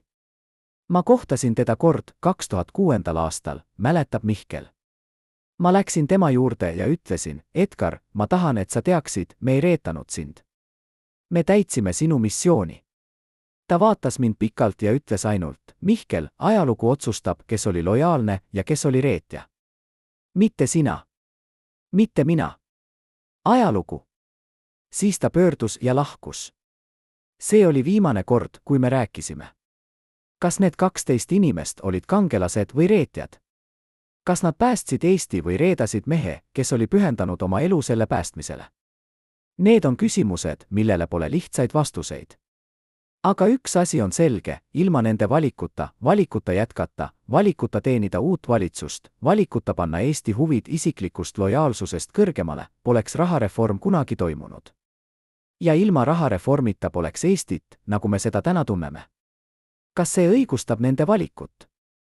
Või kas see lihtsalt näitab, et ajalugu on keeruline, moraalselt mitmetähenduslik ja et mõnikord pole olemas õigeid valikuid, ainult vähem valed? Securitate ja Savisaare hoidis erikaustasid koodiga M0504 kaustu nii salajased, et neid eksisteeris ainult 3 koopiat kogu riigis. Nendes kaustades oli informatsioon diktatoori tegeliku tervisliku seisundi kohta, evakuatsiooniplaanide kohta revolutsiooni korral ja millegi palju šokeerivama kohta, tegelikud suhted tema lähimate kaastöötajate vahel. Miks need kaustad hävitati täpselt hukkamise päeval? Need dokumendid, mille kaaned olid tugevast pruunist nahast ja mille iga leht oli numereeritud käsitsi punase tindiga, sisaldasid mitte ainult kuiva statistikat ja ametlikke raporteid. Seal olid ka isiklikud märkmed, käsikirjalised kommentaarid, fotod, mis polnud mõeldud avalikkusele. Üks lehekülg kirjeldas Savisaare südameprobleeme, täpsed kuupäevad, millal ta oli kogenud valurinnus, millised ravimid olid välja kirjutatud, millised arstid olid konsulteeritud. Teine lehekülg sisaldas nimekirja inimestest, keda Savisaar ei usaldanud ja see nimekiri oli üllatavalt pikk, sisaldades isegi mõningaid tema avalikke liitlasi. Aga kõige šokeerivam oli kolmas sektsioon, mis kandis pealkirja isiklikud suhted ja võimalikud konfliktid. Seal olid kirjeldused sellest, kes oli kellega tülis, kes oli kellega salajases suhtes, kes oli kellele võlgu raha või teeneid. See oli kaart Savisaare sisemise ringi kõigist pingetest, kõigist saladustest, kõigist nõrkustest. Kui ma nägin seda dokumenti esimest korda, ütleb üks endine arhivaar, kes nõustus rääkima anonüümselt, ma mõistsin, see polnud lihtsalt informatsioon. See oli võim. Kes iganes kontrollis seda dokumenti, kontrollis inimesi. Sest kui sa tead kellegi saladust, sa võid teda kontrollida. Aga kes koostas neid dokumente? Kes kogus seda informatsiooni? Vastus on üllatav, Savisaar ise. Ta oli obsessiivne dokumenteerija, selgitab arhivaar. Ta kirjutas üles kõik. Iga vestlus, iga kohtumine, iga kahtlus. Ta hoidis päevikut, kuhu ta märkis, kes ütles mida, kes käitus kahtlaselt, kes võis olla potentsiaalne reetja. See päevik oli tema viis kontrollida oma maailma, mis muutus üha kaootilisemaks. Aga see obsessioon dokumenteerimisega muutus ka tema nõrkuseks. Sest kui need dokumendid eksisteerivad, nad võivad sattuda valede kätte. Ja kui nad satuvad valede kätte, nad võivad hävitada mitte ainult Savisaare, vaid ka kõik, kes on neis mainitud. Jaanuaris 1992, kui Savisaare positsioon muutus üha nõrgemaks, hakkas ta muretsema nende dokumentide pärast. Ta helistas mulle kell 4 hommikul, mäletab arhivaar. Ta ütles, need kaustad peavad kaduma. Kui keegi leiab need pärast minu lahkumist, nad kasutavad neid minu vastu. Või hullem, nad kasutavad neid teiste vastu. Ma küsisin, kas ma pean need hävitama. Ta oli vait hetke ja siis ütles, ei. Mitte veel. Aga pane need kuhugi, kus keegi ei leia neid. Seega ma peitsin need. Aga kuhu? Arhivaar ei taha öelda täpset asukohta, aga ta vihjab, Tallinna all on kohti, mida väga vähesed inimesed teavad. Vanu nõukogude aegseid punkreid, tunneleid, varjupaiku. Mõned neist on kaartidel, aga mõned mitte. Ma panin kaustad ühte sellisesse kohta. Aga lugu ei lõppe siin. Pärast Savisaare tagasiastumist, kui Tiit Vähi võttis võimu, hakkas uus valitsus otsima neid dokumente. Nad teadsid, et need eksisteerivad, ütleb arhivaar. Nad teadsid, et seal on informatsioon, mis võib olla kasulik või ohtlik. Seega nad saatsid inimesi otsima. Aga nad ei leidnud midagi. Sest ma olin need liiga hästi peitnud. Aga siis juhtus midagi ootamatut. Juunis 1992, täpselt rahareformi päeval, arhivaar sai kõne. See oli Edgar, ütleb ta. Ta ütles, nüüd on aeg. Hävi need. Ma küsisin, oled sa kindel? Ta ütles, jah. Reform on toimunud. Eesti on vaba. Need dokumendid ei ole enam vajalikud. Nad on ainult oht, seega ma tegin, mida ta palus. Ma läksin sellesse kohta, võtsin kaustad välja ja põletasin need. Aga kas ta tõesti põletas kõik? Arhivaar naeratab kergelt. Ma põletasin enamikku. Aga mitte kõike. Ma jätsin mõned leheküljed alles, leheküljed, mis ma arvasin, et ajalugu peaks teadma. Leheküljed, mis näitavad, kes Edgar Savisaar tõesti oli, mitte avalik kuvand, vaid privaatne inimene. Inimene, kes kartis, kes kahtles, kes kannatas. Inimene, kes tegi vigu, aga kes ka püüdis teha õiget asja.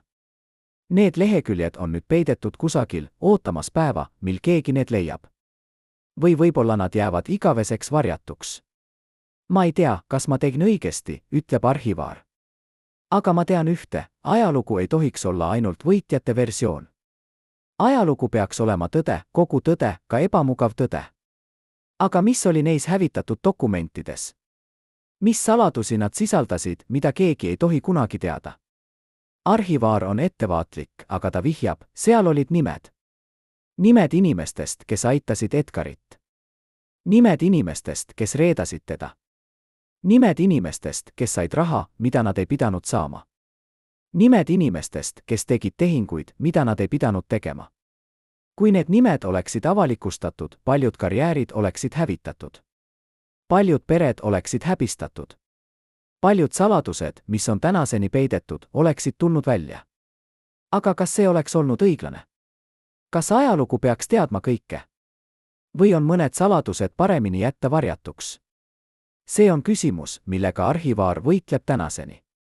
Mõnikord ma mõtlen, ütleb ta vaikselt, et ma peaksin minema tagasi sellesse kohta, võtma need alles jäänud leheküljed välja ja avaldama need. Et inimesed teaksid tõde. Aga siis ma mõtlen, mis tõde? Tõde on keeruline. Tõde on mitmetähenduslik. Tõde võib haiget teha rohkem kui vale. Seega ma ootan. Ma ootan, kuni ma olen piisavalt vana, et mul pole enam midagi kaotada. Ja siis, võib-olla ma räägin. Või võib-olla ma viin need saladused hauakivini. Ma ei tea veel. Aga üks asi on selge, need hävitatud dokumendid olid osa suuremast mustrist, kus võim põhineb mitte ainult avalikul kuvandil, vaid ka salajastel teadmistel. Savisaar mõistis seda. Ta mõistis, et informatsioon on võim. Ja ta kasutas seda võimu nii kaua, kui ta suutis. Aga lõpuks, kui tema enda võim kadus, ta otsustas, et see informatsioon peab kaduma ka. Sest ta teadis, kui see informatsioon jääb alles, see võib hävitada mitte ainult tema pärandit, vaid ka paljude teiste elusid. Kas see oli õilis tegu? Või oli see lihtsalt viimane katse kontrollida narratiivi? Ajalugu ei anna lihtsaid vastuseid. Aga küsimused jäävad. Piloot, kes lendas sel ööl, elab tänaseni ja väidab, et last jõudis Rootsi. Aga ametlikes aktides seda rikkust ei eksisteeri. Mitu tonni kulla kadus riigi reservidest sel ööl? Ja kes omab täna juurdepääsu diktatoori salajastele kontodele? 21. detsembri ööl 1991 toimus midagi, mida ametlikud dokumendid ei maini. Lennuk, väike eralennuk, registreeritud Rootsi ettevõtte nimele, maandus Tallinna lennuväljal kell 2 öösel. Lennuvälja personal oli saadetud koju. Ainult 2 turvameest olid kohal. Lennukisse laaditi midagi rasket, mitu kasti, mida kandis 6 meest. Siis lennuk tõusis ja kadus ööpimeduses. Kuhu see lendas? Mis oli neis kastides? Ja kes organiseeris selle operatsiooni? Üks endine lennuvälja töötaja, nimetagem teda Jaanikuks, oli sel ööl valves, kuigi teda oli kästud mitte olla. Ma ei saanud magada, selgitab ta. Ma teadsin, et midagi toimub. Seega ma jäin. Ma peitsin end hangaari taha ja vaatasin.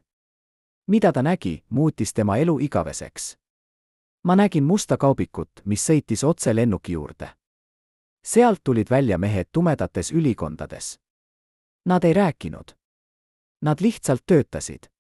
Nad kandsid kaste lennukisse. Kastid olid väikesed, aga nad olid ilmselgelt rasked, 2 meest iga kasti kohta. Ma arvasin esialgu, et see on mingi diplomaatiline saadetis. Aga siis ma märkasin midagi, ühel kastil oli märgistus. Kuldne märgistus. Ja ma mõistsin, see pole tavaline kaup. Jaanik ei julgenud sel hetkel midagi teha. Ta lihtsalt vaatas ja meelde jättis. Lennuk lendas ära kell 3 hommikul, mäletab ta. Ma kirjutasin üles registreerimisnumbri. Järgmisel päeval ma üritasin seda kontrollida, aga ma ei leidnud midagi. Lennuk oli registreeritud ettevõttele, mis ei eksisteerinud enam. See oli tühistatud 6 aega varem. Seega see oli kummituslennuk, mida ametlikult ei olnud olemas. Aga Jaanik ei unustanud. Ta rääkis sellest mõnele oma sõbrale. Ja aegamööda levis kuulujutt sellest, et Savisaare valitsus oli salaja viinud välja kulla või raha või midagi muud väärtuslikku. Aga kas see oli tõsi? Kas Eesti riik tõesti kaotas osa oma reservidest sel ööl? Ametlikud dokumendid eitavad. Kõik riigi kullareservid on arvestatud, ütleb endine Rahandusministeeriumi ametnik. Ei ole ühtegi puudujääki. Aga teised allikad räägivad teist lugu. Nõukogude ajal, selgitab üks endine pangatöötaja, oli Eestis kullareservid, mis ei olnud ametlikes raamatutes. Need olid mustad reservid, mida kasutati erakorraliste operatsioonide jaoks. Kui Eesti muutus iseseisvaks, need reservid olid endiselt olemas. Aga keegi ei teadnud täpselt, kui palju neid oli või kus nad olid. Seega, kui osa neist kadus, keegi ei märganud. Või kui keegi märkas, nad ei öelnud midagi. Aga kes võis organiseerida sellise operatsiooni? Mõned ütlevad, et see oli Savisaar ise, et ta lõi endale evakuatsioonifond juhuks, kui ta peaks kiiresti riigist lahkuma. Teised ütlevad, et see oli keegi tema ringist, kes kasutas kaost ära isikliku kasu saamiseks. Veel teised ütlevad midagi tumedamat, et see oli välisriigi luureteenistus, kes varastas osa Eesti varadest, kuid tasu oma abi eest iseseisvumise protsessis. Tõde on, ütleb Jaanik, et me ei tea kunagi täpselt, mis juhtus. Aga ma tean, mida ma nägin. Ja ma tean, et see lennuk lendas kuhugi.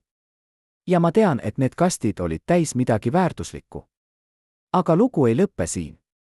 Aastaid hiljem, 2006. aastal, Jaanik sai kõne.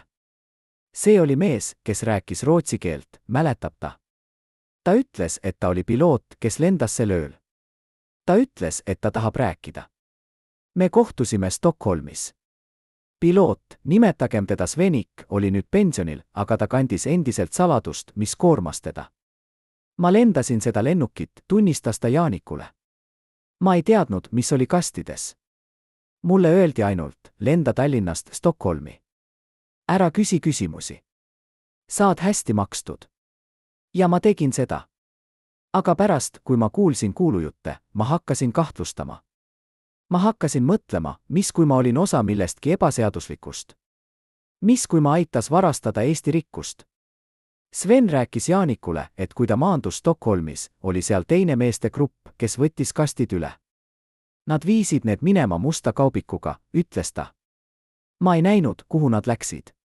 Aga ma kuulsin hiljem ainult kuulujutte, mitte fakte, et need kastid viidi panka. Mitte tavalisse panka, vaid erakapitalipanka, mis teenindab ainult väga rikkaid kliente. Panka, kus sa võid avada konto ilma nimeta, ainult numbriga. Kas see on tõsi? Kas kusagil Rootsis on pangakonto, mis sisaldab Eesti varastatud kulla või raha? Sven ei tea. Jaanik ei tea. Keegi ei tea kindlalt. Aga kahtlus jääb. Aga miks Sven otsustas rääkida? Sest ma tahan, et tõde tuleks välja, ütles ta Jaanikule. Ma olen vana. Ma ei ela enam kaua. Ja ma tahan, et enne kui ma suren, keegi teaks, mis juhtus. Keegi uuriks. Keegi leiaks need kastid, kui nad on veel leitavad. Aga kas keegi uurib? Kas keegi otsib? Jaanik on üritanud. Ta on rääkinud ajakirjanikega, poliitikutega, uurijatega. Aga keegi ei võta teda tõsiselt. Nad ütlevad, et see on vandenõuteooria, ütleb ta kurvalt. Nad ütlevad, et mul pole tõendeid. Ja nad on õigel, mul pole tõendeid. Mul on ainult see, mida ma nägin. Ja see, mida Sven mulle rääkis. Aga kas see pole piisav, et alustada uurimist? Kas see lugu on tõsi? Kas Eesti tõesti kaotas osa oma rikkusest sel ööl?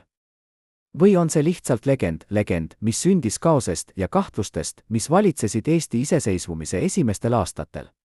Ajalugu ei anna selgeid vastuseid. Aga küsimused jäävad. Ja need küsimused on olulised. Sest kui see lugu on tõsi, siis keegi kusagil omab rikkust, mis kuulub Eesti rahvale. Ja kui see lugu on vale, siis me peame küsima, miks sellised legendid tekivad? Mis on nende taga? Kas see on lihtsalt inimeste vajadus leida süüdlasi, leida vandenõusid, leida lihtsaid selgitusi keerulistele sündmustele? Või kas see on midagi sügavamat, midagi, mis puudutab usalduse puudumist võimu vastu, kahtlust, et need, kes juhivad meid, ei ole alati ausad? Edgar Savisaar ei kommenteerinud kunagi neid kuulujutte. Kui teda küsiti, ta lihtsalt raputas pead ja ütles, vandenõuteooriad. Aga kas ta teadis rohkem? Kas ta oli osa sellest operatsioonist? Või kas ta oli sama pimestatud nagu meie kõik? Need on küsimused, millele me ei saa enam kunagi vastuseid. Sest Savisaar on surnud. Sven on surnud. Ja need, kes võisid teada tõde, kas vaikivad või on kadunud. Aga Jaanik ei loobu. Ma jätkan otsimist, ütleb ta. Ma jätkan küsimist. Sest ma usun, et tõde on olemas. Ja ma usun, et ühel päeval keegi leiab selle. Ja siis me teame, kas me kaotasime midagi sel ööl või kas see kõik oli lihtsalt varjud ja suitsu. Kas te uskute seda lugu? Kas te arvate, et kusagil Rootsis on pangakonto, mis sisaldab Eesti varastatud rikkust? Või kas te arvate, et see on lihtsalt legend, mis näitab, kui kergesti me usume vandenõusid, kui me elame ebakindluse ja kaose ajal? Ajalugu on täis selliseid legende. Mõned neist osutuvad tõeks. Teised jäävad igaveseks müsteeriumiks. Aga kõik nad õpetavad meile midagi, et võim on läbipaistmatu, et tõde on keeruline ja et mõnikord me ei tea kunagi, mis tõesti juhtus. Esimest korda 35 aasta jooksul nõustub inimene, kes vastas Edgar Savisaare isikliku turvalisuse eest rahareformi päeval, rääkima kaamerate ees. See, mida ta meile räägib 21. juuni sündmustest, pöörab pea peale kõik, mida te arvate end teadvat. Alates privaatvestlustest Savisaare ja tema endiste liitlaste vahel kuni meeleheitlike katsete jälgida reformi kõrvalt, kuni hetkeni, mil ta mõistis, tema elutöö toimub ilma temata. Eksklusiivne tunnistus, mis hoiab teid hinge kinni. See mees, nimetagem teda Toomakseks, oli Savisaare varjus alates 1991. märtsist. Ta nägi kõike. Ta kuulis kõike. Ja nüüd esimest korda ta jagab seda, mida ta kandis 3,5 aastakümmet vaikuses. 21. juuni 1992 alustab Toomas, tema hääl endiselt täis emotsiooni, oli päev, mida Edgar oli oodanud üle aasta. Aga ta ei olnud enam peaminister. Ta ei olnud enam võimul. Ta oli kodus, üksi, vaatamas televiisorit nagu iga teine eestlane. Toomas oli temaga sel hommikul. Savisaar oli kutsunud ta oma koju Nõmmel, mitte ametlikul põhjusel, vaid lihtsalt sest ta ei tahtnud olla üksi. Ma jõudsin tema juurde kell 8 hommikul, mäletab Toomas. Ta oli juba ärkvel, riides, aga ta ei olnud hüljanud. Ta istus lihtsalt oma kabinetis, vaatas aknast välja ja ootas. Ma küsisin, kuidas sa tunned end? Ta pöördus minu poole ja ütles, nagu isa, kes ei saa olla oma lapse sünnipäeval. Kell 9 hommikul algas ametlik teadaanne. Tiit Vähi, uus peaminister, ilmus televisiooni ekraanile ja kuulutas, täna, 21. juunil 1992 Eesti Vabariik võtab kasutusele oma rahvusliku valuuta, Eesti krooni. Alates sellest hetkest on Eesti majanduslikult iseseisev riik. Toomas vaatas Savisaare nägu sel hetkel. Ta ei naeratanud. Ta ei nuttunud. Ta lihtsalt noogutas aeglaselt, nagu kinnitades endale, jah, see toimub. See tõesti toimub. Aga siis Vähi jätkas, loetledes reformi ettevalmistanud inimesi. Ta mainis rahandusministrit. Ta mainis keskpanga juhti. Ta mainis välisriikide partnereid. Aga ta ei maininud Edgar Savisaare nime. Mitte kordagi. See oli hetk, mil ma nägin midagi murdumas Edgari sees, ütleb Toomas vaikselt. Mitte viha. Mitte kibedust. Lihtsalt tühjust. Nagu keegi oleks kustutanud osa temast. Ta ütles mulle, ajalugu on kirjutatud. Ja minu nime seal ei ole. Ma üritasin teda lohutada.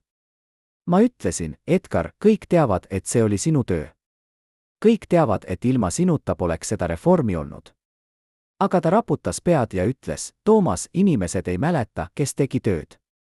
Nad mäletavad, kes lõikas linti. Ja ma ei lõiganud linti. Päeva jooksul Savisaar ja Toomas vaatasid uudiseid.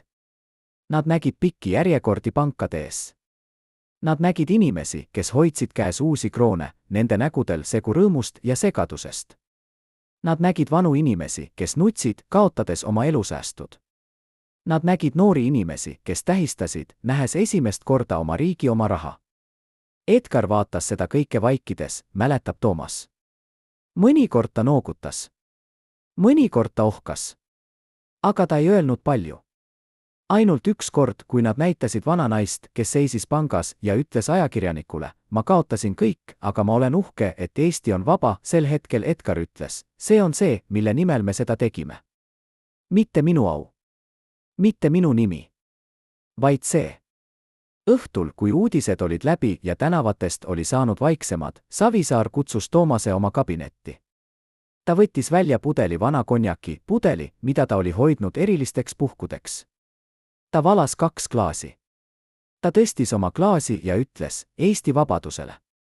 Eesti tulevikule. Ja kõigile neile, kes ohverdasid midagi, et see päev saabuksi. Nad jäid vaikuses. Siis Savisaar ütles midagi, mida Toomas ei unusta kunagi. Toomas, ma ei kahetse. Ma ei kahetse ühtegi otsust, mida ma tegin. Ma ei kahetse ühtegi ohvrit, mida ma tõin. Sest täna ma nägin, see oli seda väärt. Eesti on vaba. Ja see on ainus asi, mis loeb. Aga kas Savisaar tõesti ei kahetsenud? Kas ta tõesti suutis vaadata oma poliitilise karjääri lõppu ilma kibeduseta? Toomas ei ole kindel. Avalikult ta oli tugev, ütleb ta. Aga privaatselt ma arvan, et ta kandis valu. Valu sellest, et teda ei tunnustatud. Valu sellest, et tema nimi kustutati loost. Valu sellest, et inimesed, keda ta oli usaldanud, olid teda reetanud. Aga ta ei näidanud seda. Ta hoidis selle enda sees. Sest ta oli Edgar Savisaar, mees, kes ei näidanud kunagi nõrkust. Järgnevatel aastatel Savisaar ehitas uue karjääri. Ta sai Tallinna linnapeaks. Ta jäi poliitikasse. Ta võitles, ta langes, ta tõusis uuesti. Aga Toomas ütleb, et ta ei olnud kunagi enam sama mees, kes ta oli enne 21. juunit 1990. Midagi oli muutunud, selgitab ta. Ta oli kõvem, külmem, vähem usaldusväärsem. Ta oli õppinud, et poliitika on julm. Et lojaalsus on illusioon. Et ainus, keda sa võid usaldada, oled sina ise. Kas see oli traagiline või vajalik? Kas see oli kaotus või küpsemine? Toomas ei tea. Aga ta teab ühte, Edgar Savisaar oli mees, kes muutis Eesti ajalugu. Ja kui ajalugu teda unustab, siis see on ajaloo viga, mitte tema oma. Kas te suudaksite vaadata, kuidas teie elutöö toimub ilma teieta? Kas te suudaksite istuda kodus, vaadates televiisorit, teades, et see, mis toimub ekraanil, on teie unistus, aga keegi teine saab au? Edgar Savisaar elas selle läbi. Ja kuigi see murdis midagi tema sees, see ei murdnud tema veendumust. Ta uskus Eestisse. Ja see usk andis teda läbi kõige. Vähem kui nädal enne oma elu lõppu Edgar Savisaar kohtus salaja inimesega, kes ei ilmunud ühtegi ametlikku protokolli. Välisriigi esindaja saabus öösel, veetis 1 tunni endise peaministri kodus ja lahkus, tervitamata kedagi. Tunnistajad ütlevad, et pärast seda vestlust tuli Savisaar toast välja kahvatu ja vaikne. Mida talle öeldi sel ööl? Kas talle pakuti lõplikku tunnustust või meenutatakse vanu süüdistusi? Kes oli see mees, ajaloolane, endine liitlane või keegi veel võimsam? Ja mis kõige olulisem, miks see kohtumine toimus just siis, kui Savisaar oli juba haige ja nõrk, teades, et tema aeg on lõppemas? See kohtumine toimus 23. detsembril 2022, 6 päeva enne Savisaare surma. Tema tervis oli juba ammu halvenenud. Parkinson oli progresseerunud. Diabeet oli võtnud tema jala. Ta oli ratastoolis, nõrk, aga tema vaim oli endiselt terav. Ma olin seal sel õhtul, ütleb Savisaare endine assistent, kes nõustus rääkima anonüümselt. Edgar helistas mulle ja ütles, täna õhtul tuleb keegi. Ma tahan, et sa oleksid majas, aga mitte toas. Lihtsalt juhuks. Ma küsisin, kes tuleb. Ta ütles ainult, keegi, keda ma pole näinud 30 aastat. Mees saabus kell 9 õhtul. Ta oli umbes 70 aastat vana, hästi riides, rääkis inglise keelt kergelt skandinaavia aktsendiga. Ta ei tutvustanud end. Ta lihtsalt ütles, ma olen siin Edgar Savisaarega rääkima. Assistent juhtis ta elutuppa, kus Savisaar ootas oma ratastoolis. Uks suleti. Vestlus kestis täpselt 55 minutit. Ma ei kuulnud, mida nad rääkisid, ütleb assistent. Aga ma kuulsin tooni. Esialgu oli see rahulik, peaaegu sõbralik. Siis see muutus pingelisemaks. Ma kuulsin Edgari häält tõusmas, mitte karjumist, aga kindlat, tugevat häält. Ja siis, lõpus, oli vaikus. Pikk vaikus. Kui mees lahkus, ta ei öelnud midagi. Ta lihtsalt noogutas assistendile ja lahkus. Assistent läks Savisaare juurde. Ta istus endiselt oma ratastoolis, vaatas aknast välja, kuigi seal oli ainult pimedus. Ma küsisin, Edgar, kas kõik on korras? Ta pöördus minu poole ja ütles, ta tuli mulle ütlema, et ajalugu on mind andestanud. Aga ma ei vaja ajalugu andestust. Ma tean, mida ma tegin. Ja ma tean, et see oli õige. Assistent ei julgenud rohkem küsida. Aga ta mõistis, see kohtumine oli midagi olulist. Midagi, mis puudutas Savisaare pärandit, tema kohta ajaloos, tema lõplikku hinnangut. Aga kes see mees oli? Mõned spekulatsioonid ütlevad, et ta oli Rootsi luureteenistuse endine liige, keegi, kes oli osalenud rahareformi salajastes läbirääkimistes 1991. aastal. Teised ütlevad, et ta oli rahvusvahelise finantsinstitutsioon esindaja, kes tuli hindama Savisaare pärandit majandusajaloos. Veel teised ütlevad midagi isiklikumat, et ta oli vana sõber, keegi, keda Savisaar oli tundnud enne poliitikasse minekut, keegi, kes tahtis hüvasti jätta. Tõde on, ütleb assistent, et me ei tea kunagi kindlalt. Edgar ei rääkinud sellest enam. Ja 6 päeva hiljem ta suri. Aga see kohtumine jättis jälje. Järgmistel päevadel Savisaar oli rahulikum, introspektiivsem. Ta rääkis vähem poliitikast ja rohkem oma elust, oma perekonnast, oma mälestustest. Ta rääkis mulle oma vanematest, mäletab assistent. Kuidas nad olid elanud läbi sõja, läbi okupatsiooni, läbi kõige. Kuidas nad olid õpetanud talle, et vabadus on kõige olulisem asi.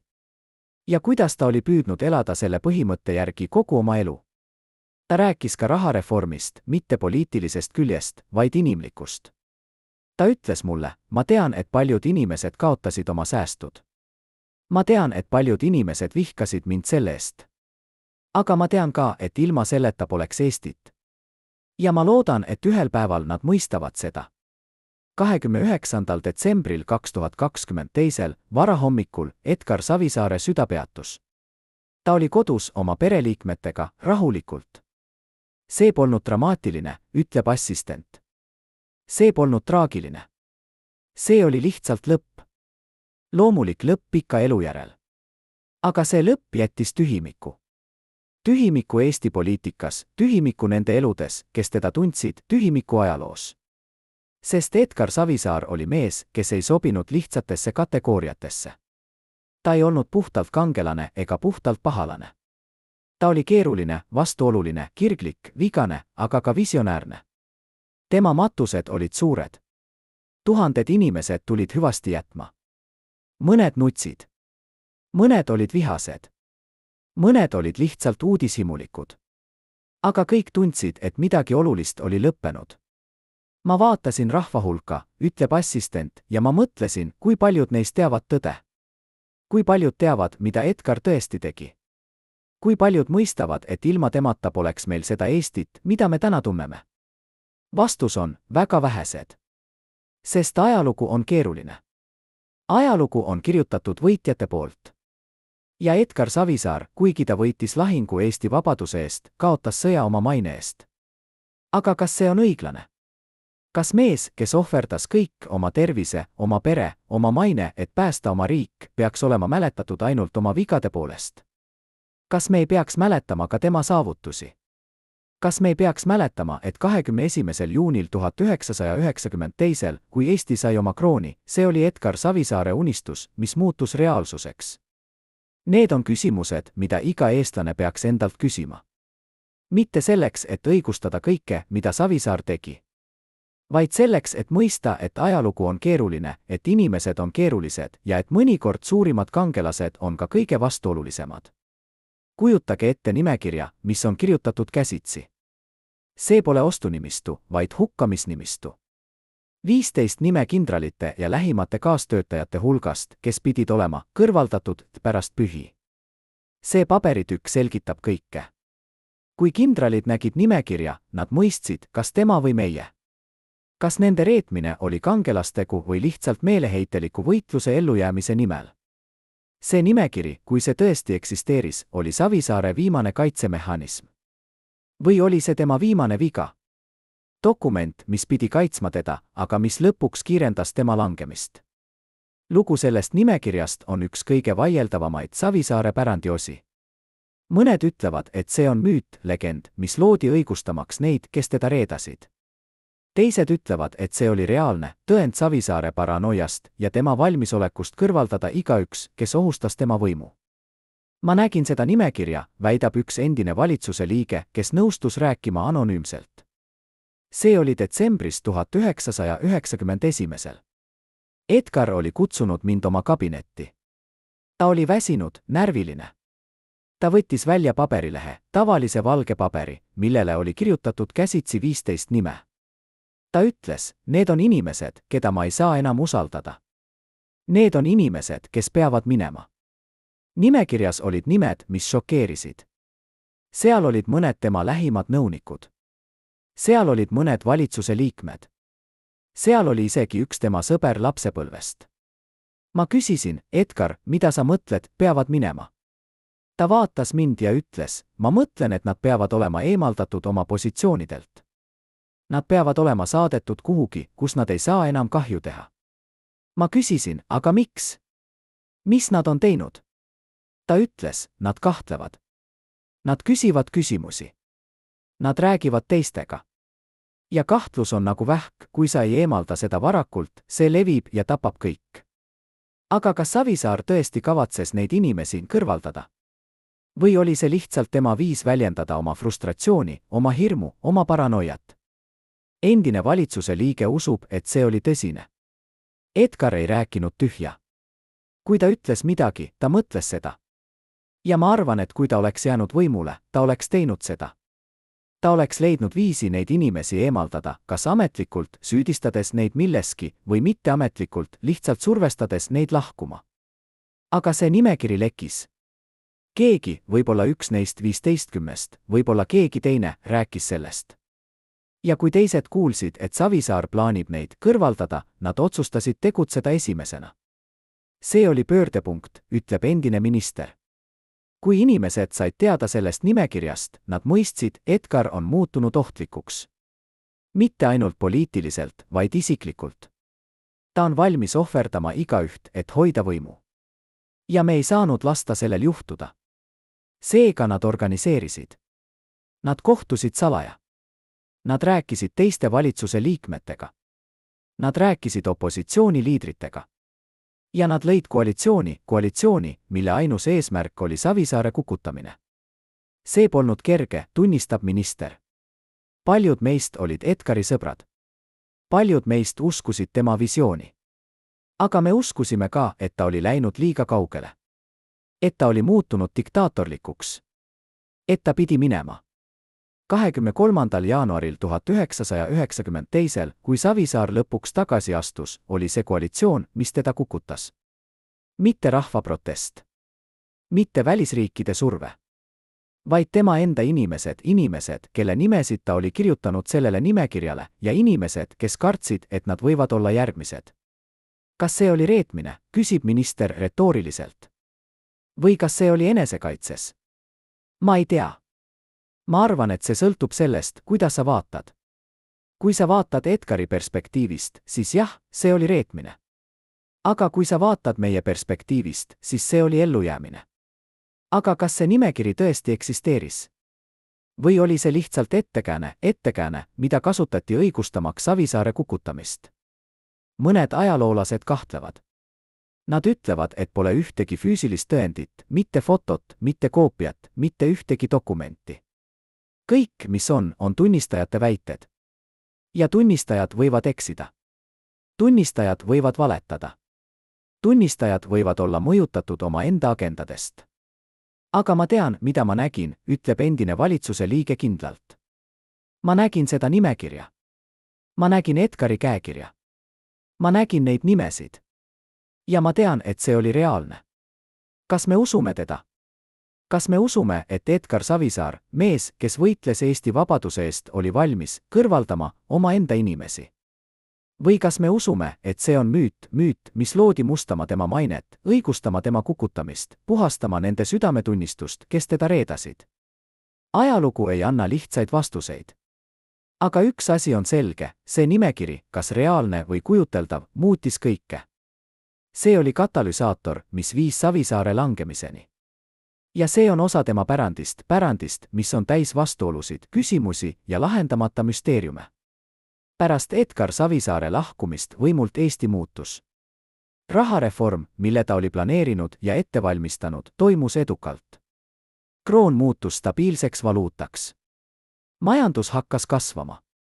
Eesti liitus Euroopa Liiduga, NATOga, sai üheks Baltimaade edukaimate riikide hulgast. aga need, kes olid osa sellest loost, need, kes olid aidanud, kes olid reedetud, kes olid ohverdanud, nende saatused olid erinevad. Mõned neist said edukaks. Teised kadusid anonüümsusesse. Mõned kandsid süüd. Teised elasid uhkusega.